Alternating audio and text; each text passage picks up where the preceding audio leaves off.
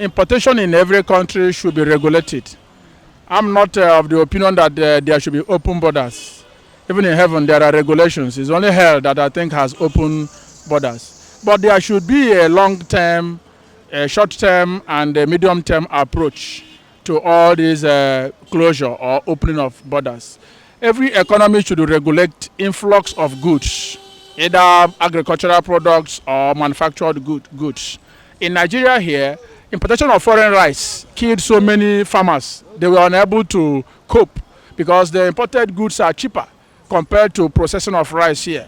So regulating the importation will help the domestic farmers to cope.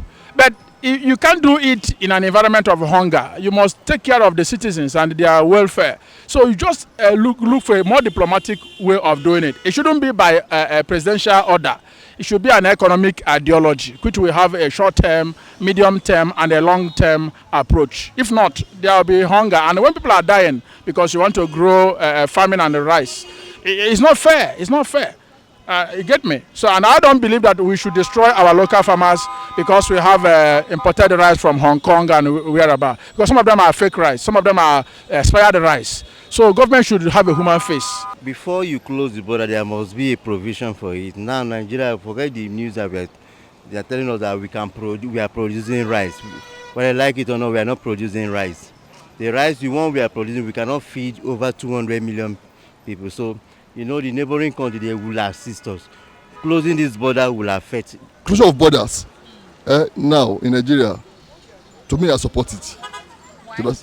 Because it will encourage our farmers to produce. We should learn to manage what we have. If you look at it all these years, we are just consuming nations. We are a consuming nation. We are not producing. You understand? And we have arable lands that can grow anything. Call it arable crops and all this cassava, plantain. There are many there. It's not compulsory that you must eat foreign rice. It's not compulsory that you must. Even our local rice is better than me. I eat local rice now for the past 2 years, and I'm enjoying it. The closure of the border is not the solution. We can reinforce the security agencies. We can re-strategize the way the security is being handled in the country to make sure that the importation of small arms and ammunition will not be entering the country illegally. And also, some of the borders we are talking about closure, there are some other borders that are leakage. There are a lot of leakages in the border. And when you look at them, when you look at some other border like Meduguri and the rest, all these little countries, the neighboring country, they have the shortcut that people walk into the country without being questioned or even having any visa to come to this country. So closure of the major border is not the solution now because you cannot still stop those people that are trooping into the country day in and out. So it's not the best thing now to close the border. What we need now is to reinforce the security agencies, to re-strategize and to mobilize them to make sure that we block all the leakages that is leaking to the country. Then when we talk about the products that are no good coming into the country, those products that are no good, apart from the NAFDAC drugs and whatever, we have not seen the rice being destroyed as it ought to have been. You close the border, you collect the rice, take it to their yard, and at the end of the day, the same rice is circulating and at the high rate.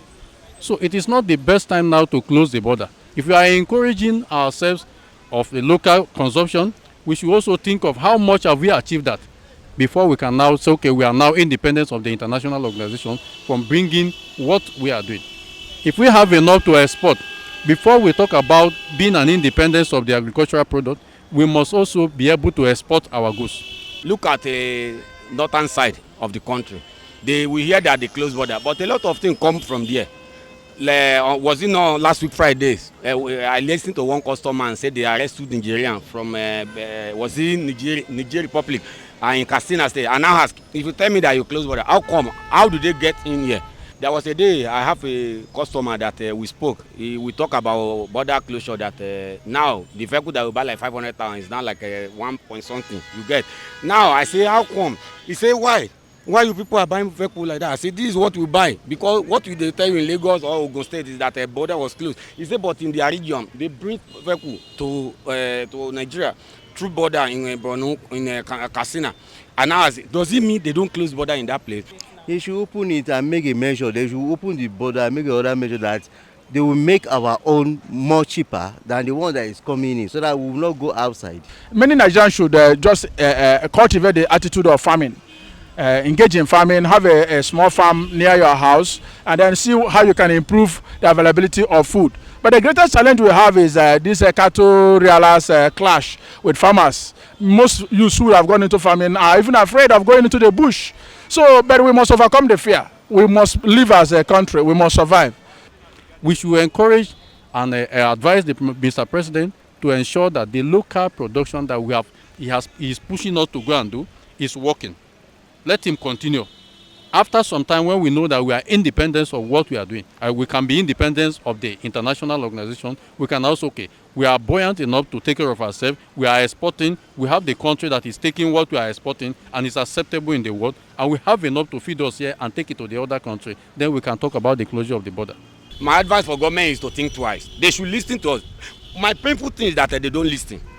A lot of time we call on radio, look at you people, you are interviewing newspaper, Fox Pop, you people, TV, you granted interview with people. Doesn't mean they don't hear. They hear, but they don't care. In the name of maybe because it not affect their family. Because if I venture insult Mr. President now, they will look for you. From you, they will look for me. Charity Nwakudu, reporting for the Sun TV.